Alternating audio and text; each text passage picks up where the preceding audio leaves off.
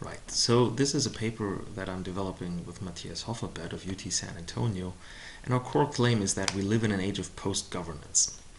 To explain what we mean by that, I'd like to tell you a story from the world of music. And we have to go back to the mid-1970s to start. It was the post-hippie era, rock and roll reigned supreme, but it was dominated by overproduced and overwrought music.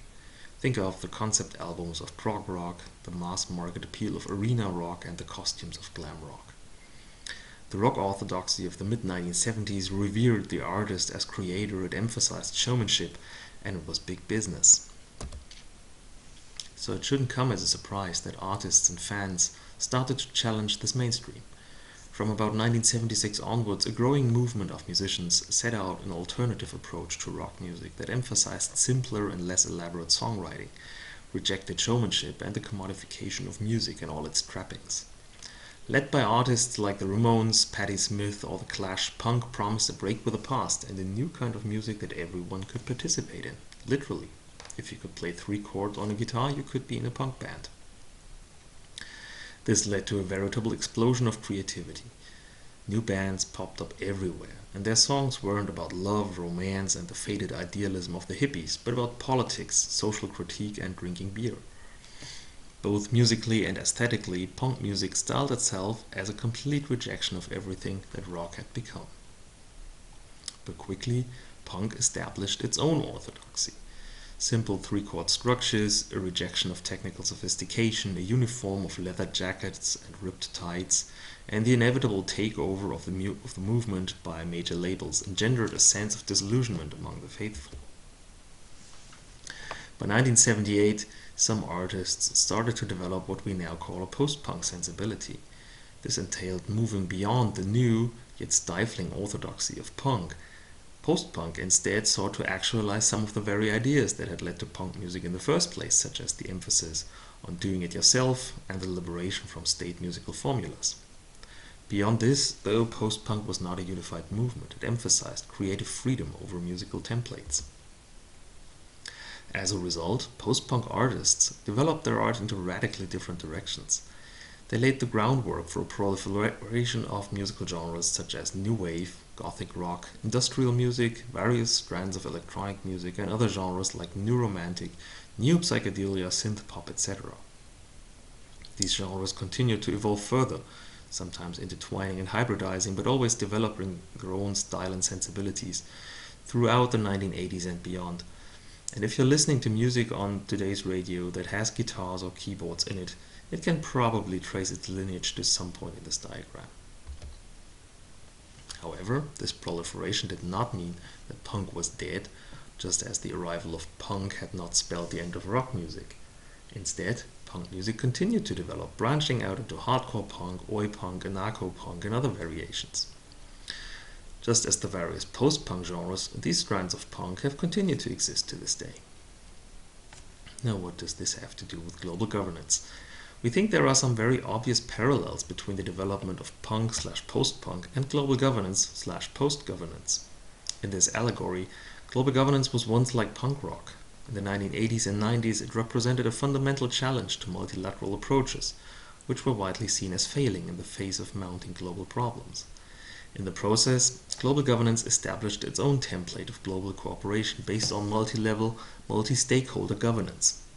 Notions of networked or horizontal governance were a particular characteristic of this template.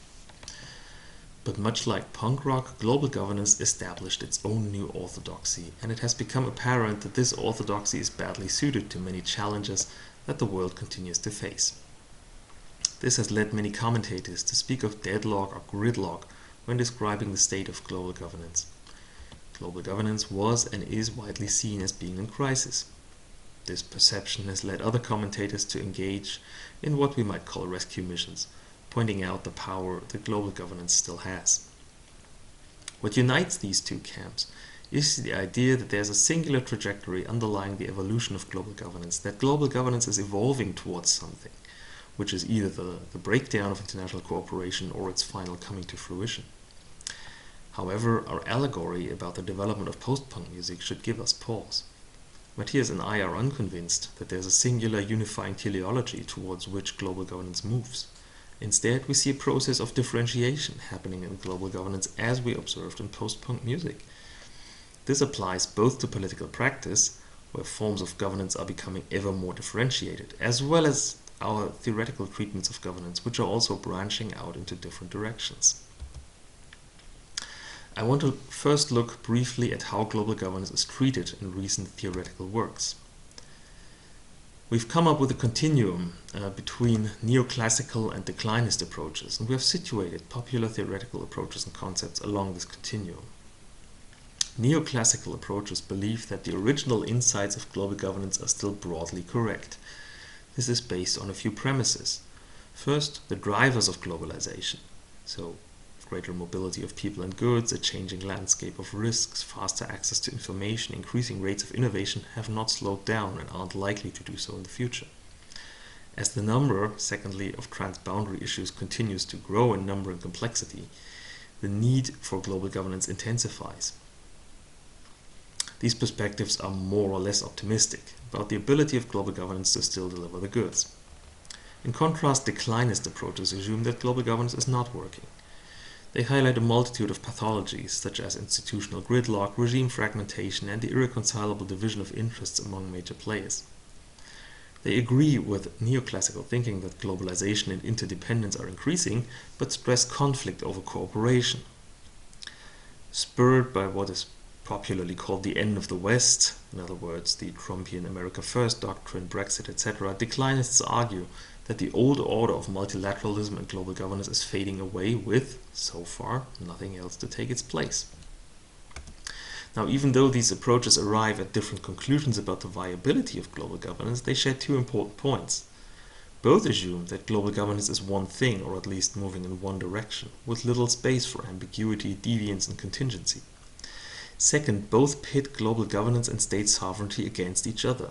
Neoclassicists view the emergence of global governance as an erosion of national sovereignty, while declinists frame any state-based intervention as a blow to global governance.